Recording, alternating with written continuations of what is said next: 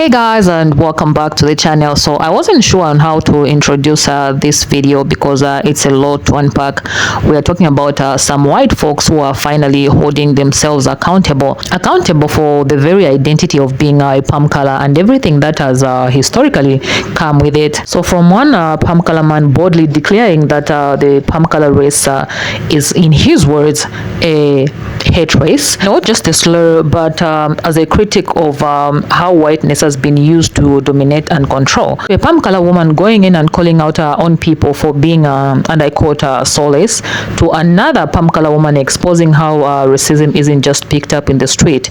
It's taught and at dinner table, passed down to children like an heirloom. It's a lot to unpack in this video, so this is the reason why I'll come back at the end of this video, because I don't want to ruin this for you. I want you guys to watch these clips for yourself. So let's take a look at these clips one by one, then I'll come back at the end of this video to give my own 2 cents. Make sure you leave your thoughts in the comment section down below. Remember, we don't support bullying on this channel. We're just here for educational purposes only. Let's watch this. Okay, well, I'm going to say it. You can bar my live TikTok, but I'm just going to say it. Like I've said it many times before on this platform, okay? The white race is a hate race. Its only purpose is violence and to kill diversity. That's all it is. It's only existed for 500 years, and its sole purpose is control. White culture is a different thing. White culture is us. Irish, Scottish, Italian, Greek, whatever. Yeah, that's our culture. I do believe white people have culture. We have lots and lots of culture. But the moment we call it the white race, we throw our culture away and become a part of a hate race. Now, TikTok, you can flag me and you can stop me from talking about this in every live that you want me to. Bar me for a week. I'll make a video about how the white race is a hate race. And anybody that wants to argue that is a dickhead. Straight up. And if you can't see it and you're going to come here and jump up and down about blah, blah, white people this and white people that, mate, if you want some pride, go back to your culture. Find where you come from. Find pride in your culture. Where are your indigenous roots from, mate? We all got indigenous roots somewhere, right? We all come from somewhere. I am just sick and tired of being fucking, constantly shut up because I want to talk about a topic that you people don't want to talk about, or think that I'm being hateful or spiteful or racist or whatever else you think, because it's not the case. I'm just trying to point out something that would heal the fucking planet. That is, if white people got off their high horse of I'm superior because I have white skin and actually started to embrace their culture, maybe we could get rid of a bit of hate. Yeah, that's all I'm saying to the world. TikTok, you can go yourself. No one will ever be able to convince me that this genetic mutated group of humans are born with a soul. The white humans who are exceptional, I'm pretty sure they have something in their DNA. And yes, I know a lot of good white humans, but most of them have something a little sprinkled down the line from generations ago. USA is proof that the genetic mutated group of humans are not born with a soul. This country could be literally what we advertise it to be if white humans were good people and had souls. But it looks like they don't, because this country is perpetually in shit because of white humans. White humans make it stagnant. White humans keep it mediocre. White humans commit the most atrocities in this country, yet white humans don't hold other white humans accountable. And that's why I say you will never, ever be able to convince me that white humans are born with a soul. They were not born with a soul. Hi, I'm Kylie, and here are the top 5 ways that hatred is passed on in white families. This is definitely a topic that not a lot of white people like to talk about because they prefer to stay race neutral, or at least not air their dirty laundry in public, but I do have some things that I want to say. The first way that white people pass on hatred to their kids is literally at the dinner table. I can't even tell you how many times I'd be at another white person's house growing up, and their mom or dad would say something racist and look to their kid like they made a joke and wait for the kid to react. So in that way, the racist remark serves almost as a point of bonding between the parent and the child. The second way that it's passed on is in sports, especially if a white family or a white team is playing against a team that is primarily people of color. White people will say racist things. Did you see that defender? She was really aggressive, and other microaggressions that get passed on to the child. The third way is by discouraging their children from being friends with people of color because of certain innate qualities that they may have. Number 4, moving their kids to an all-white suburb. Number 5, praising celebrities and politicians that are racist. Although it may be shocking, a lot of racists genuinely believe they are good people, and here are the top 5 ways they try to convince themselves it's true. Number 1, when they're called out, instead of taking accountability for their actions, they simply blame the person who accused them. They didn't do anything wrong. In fact, the other people are being sensitive, and they are a good person, so therefore they can't possibly say anything racist. Number 2, by leaning heavily into cognitive dissonance. You don't know, cognitive dissonance is when you have 2 conflicting beliefs, and that creates discomfort in someone, so they have to either change one of their 2 beliefs so that they can coexist without the person feeling overwhelmed. So instead of being like, oh, I am racist, I should stop being racist, they're like, oh, actually, I am a good person, and what I said wasn't racist, so that they can balance it out. Number 3, by leaning on their racist friends for validation. I think this one's pretty self-explanatory. Number 4, by blaming woke culture as a whole for the reason that they have been called out, because they couldn't possibly do anything wrong. It must be a societal problem. And number 5, by playing into the reverse racism myth. Not only am I not racist, but actually you are being racist to me as a white person, because that is the real problem in society. Bye. As white people, is our deepest fear that we are inadequate? Or is our deepest fear that Black excellence is powerful beyond measure? It is their light, not their darkness, that most frightens us. We ask ourselves, who are they to be brilliant, gorgeous, talented, fabulous? Actually, who are they not to be? Look honestly, and you will see how they demonstrate love as a reflection of our unwarranted hate. Our playing God does not serve the world. There is nothing enlightened about positioning ourselves and controlling the narrative so that Black and brown folks feel insecure around us. We are all meant to shine as children do.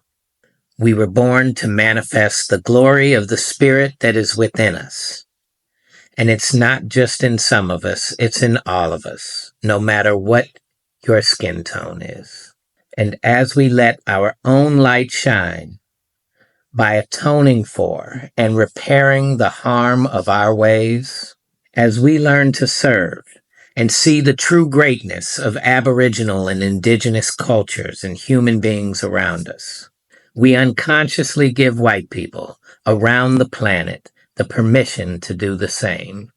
As we are liberated from our own fears, our presence automatically liberates others. From this point, we can build a new world that is connected to the planet and each other.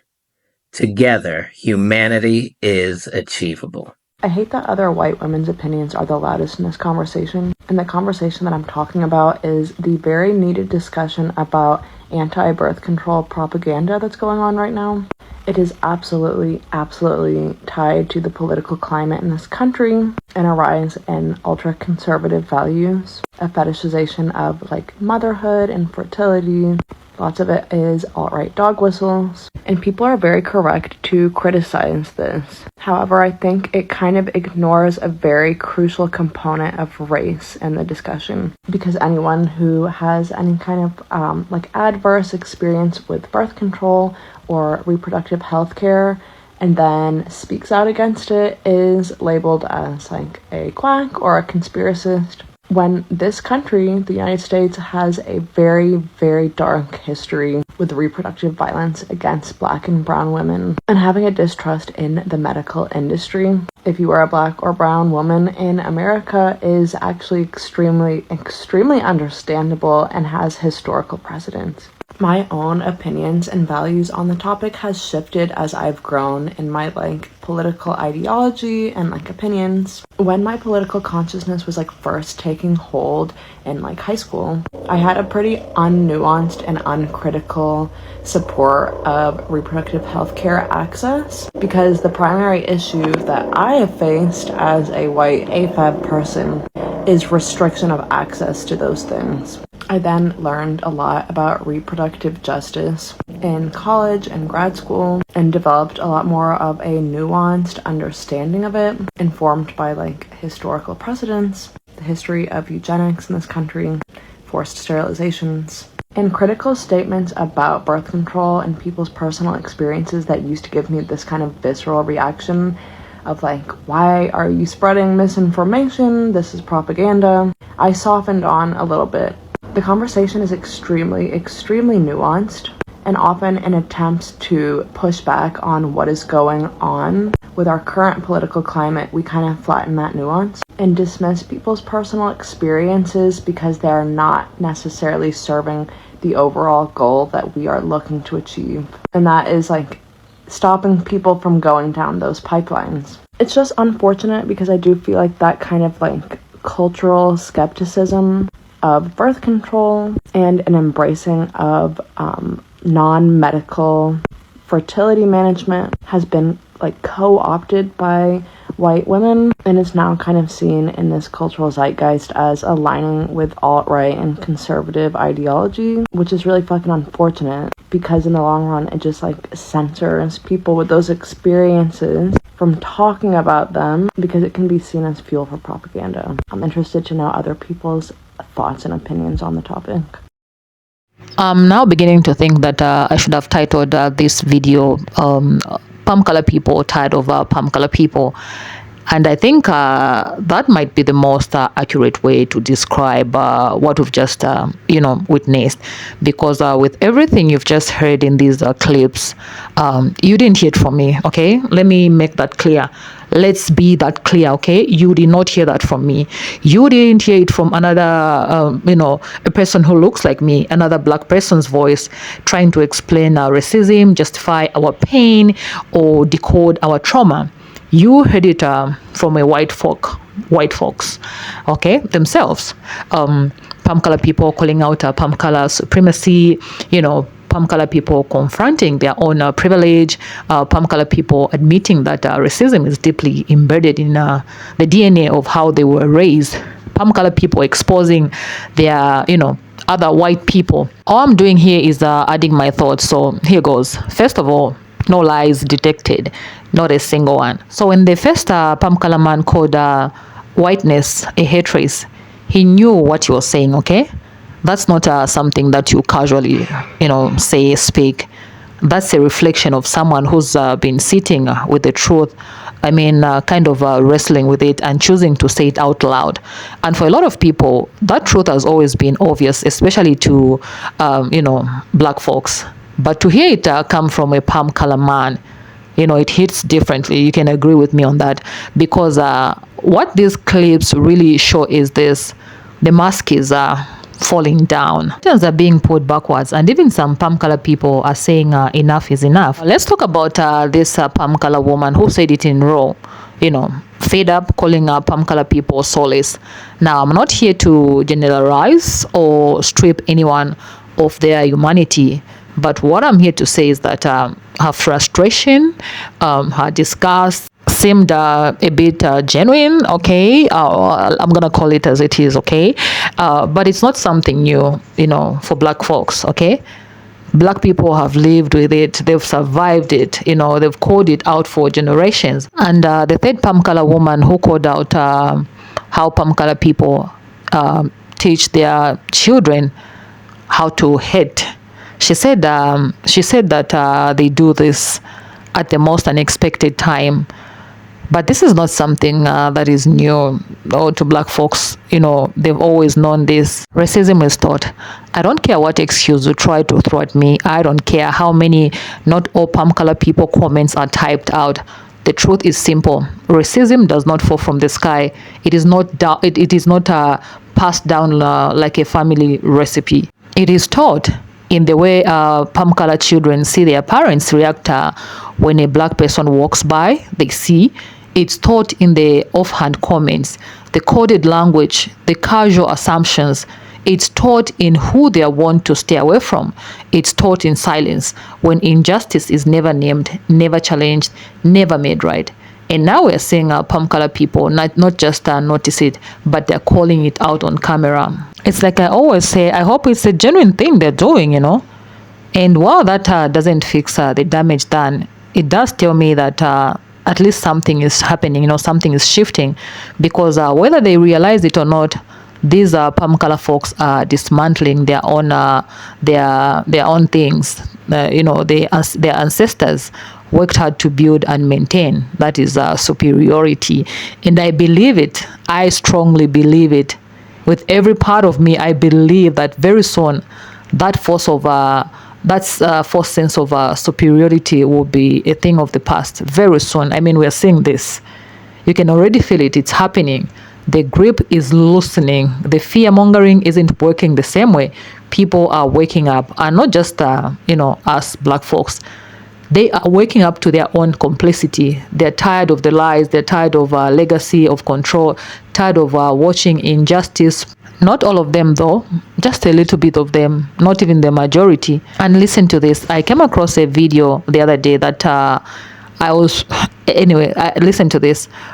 It said something like palm color people would rather sabotage anything, even if it negatively affects them, just to make sure black people don't benefit from it. Stop and think about that for a minute. Talk about DEI. It's affecting them more, right? They took it out.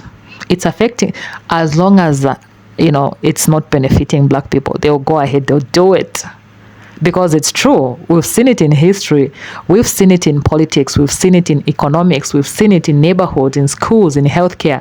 We've seen palm color people vote against their own interests just to hold on to whiteness like it's the last life raft on a sinking ship. And I think that's what makes this video powerful. That's what makes these clips so important, because now some palm color people are asking the hard questions. Why do we do this? Where did we learn this? What are we protecting? Who are we really hating? Which leads to the biggest question. Will every palm color person get it? The answer is no. Will some push back? Of course they will. Will there be defensiveness, denial, and deflection? Obviously. But here's what I know for sure. The days of unchecked racism, silence, and superiority are numbered. And conversations like this, led by them, are part of the unraveling. So let me pass the mic out to all of you. What did you guys think about this? What are your thoughts on this? You guys are the best people to talk about this, criticize, comment. I mean, I'm just learning about all these things. I never knew that black people, black Americans experience this. I am telling you. I started learning about these things starting, I think, last year. I've been learning, and this is why I don't think I have so much to say about this video. But yeah, the mic is to you guys. I want you guys to flood my comment section down below. Let me know your thoughts. Pour your thoughts. Please educate, comment, criticize. I'm okay with that, but let's just be mindful of whatever we are going to be saying in this video, because we don't want YouTube to flag our comments, okay? And with that being said, I'll definitely see you in my next video. Stay peaceful.